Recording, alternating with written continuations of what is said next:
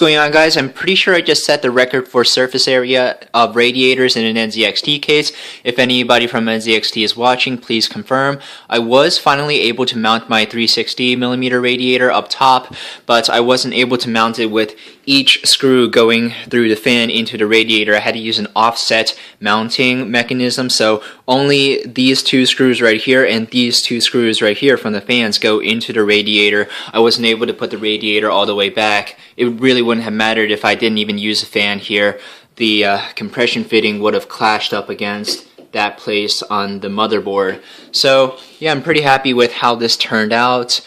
The loop goes from my pump to my CPU block into this radiator mounted through the hinge into the top radiator, which will go into the graphics cards, but I don't have the water blocks for them yet, so they'll come tomorrow and I'll put them into my loop tomorrow.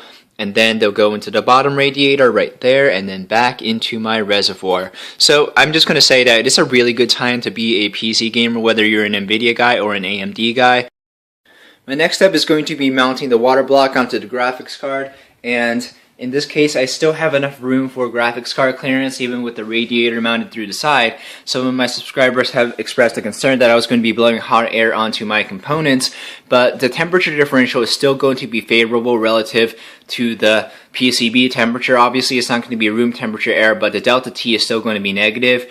One concern I had with the previous build was that I wasn't able to get the compression fittings tightened enough. I wasn't able to get proper leverage, but now in the really tight spaces I just decided to use hose clamps, and in places where I can reach I was able to tighten the compression fittings all the way down, so I'm happy there. Now I don't have to have my reservoir dangling out the side. I can actually close the door on the front panel.